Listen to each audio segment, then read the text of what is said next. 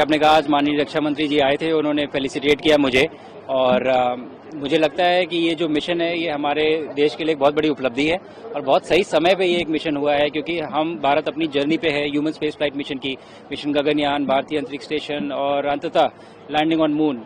तो ये इस मिशन से जो कुछ भी हमें सीख प्राप्त हुई है, मुझे लगता है वो बहुत ही यूनिक है और बहुत ही क्रिटिकल है हमारे मिशन को एग्जीक्यूट करने के लिए। और अगले कुछ महीनों में, सालों में ये कोशिश रहेगी कि जो कुछ भी हमने सीखा है वो हम इफेक्टिवली अपने मिशन में उसको एम्प्लॉय कर पाएं, उसका यूज कर पाएं।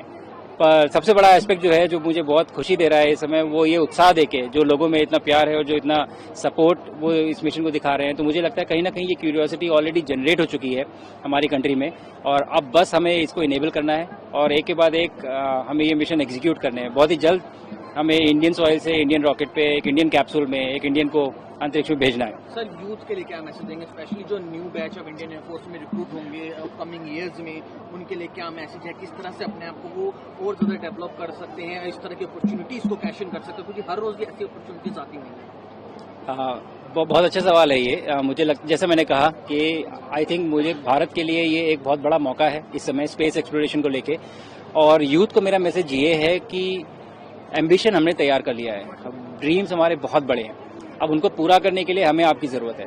तो आप मेहनत करें, आप इन फील्ड्स में जाएं और क्यूरियस रहें, इन चीज़ों को एक्सप्लोर करें और अपॉर्चुनिटीज़ हैं। अब जिम्मेदारी आपकी है कि आप कैसे सफलतापूर्वक वहां पहुंचते हैं और हमारी मदद करते हैं ये सारे ड्रीम्स रियलाइज करने में। तो डिसर्नमेंट प्रैक्टिस करें, डिस्ट्रैक्शन की एज में फोकस रखें और आगे बढ़ते रहें। जरूर बहुत सारी पॉसिबिलिटीज हैं, पॉसिबिलिटीज आर एंडलेस। चैलेंजेस क्या है आपको लग रहे हैं हो गया पीछे को लेकर के, और गगनयान मिशन जो है उसके बारे में क्या बता सकते हैं, क्या उसके बारे में कोई टेक्निकल जानकारी? Human space mission inherently challenging होते हैं, ये आसान नहीं होते, बहुत सारी टेक्नोलॉजीज रियलाइज करनी पड़ती हैं। आप बेसिकली एक लाइफ को एक कैप्सूल में एक ऐसी जगह भेज रहे हैं जहां पे लाइफ एग्जिस्ट नहीं करनी चाहिए, पर हम इंजीनियरिंग के द्वारा वहां पे एनवायरनमेंट कंडीसिव बना रहे हैं कि वो लाइफ वहां एग्जिस्ट करे और थ्राइव करे। बहुत बड़ा चैलेंज है ये। तो इस चैलेंज को ओवरकम करने के लिए बहुत बड़ी इंजीनियरिंग टीम लगती है, बहुत बड़ा सपोर्ट लगता है और मुझे लगता है रेसिपी पूरी तरह से तैयार है, बस अब हमें इन चीजों को एग्जीक्यूट करना है आगे जाते हुए। सर आगे क्या प्लान है सर, आपका क्या प्लान है सर आगे? मेरा क्या प्लान है? आगे क्या प्लान है सर? अभी तो लंच करने का प्लान है। और सर शौक क्या है सर? आप लखनऊ के हैं सर? नहीं, मैं बताता हूँ। लखनऊ शौक भी होता है सर, क्या ऐसा कोई शौक रखते हैं सर आप? नहीं, आगे का प्लान बहुत ही क्लियरली लेड आउट है, जैसा मैंने बताया कि ये बहुत बड़ा सक्सेसफुल मिशन था हमारे लिए, हमारे देश के लिए, लेकिन ये एंड नहीं है, ये एक्चुअली शुरुआत है।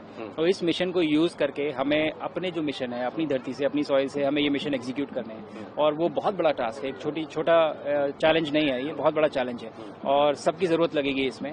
तो मेरा सबसे बड़ा चैलेंज यही है कि मैं अब वापस जाके इसरो के साथ, एजेंसी के साथ मैं काम करूंगा और इस मिशन को रियलाइज करने में उनकी मदद करूंगा। और साथ ही साथ ये जो बच्चे हैं जो आपके आसपास इतना उत्साह दिख रहा है, इनको इंस्पायर करने का कहीं ना कहीं एक पहला कदम तो उठ गया है, अब ये लगातार आगे करते जाना है, ये काम बढ़ाते जाना है। सर आज दिवाली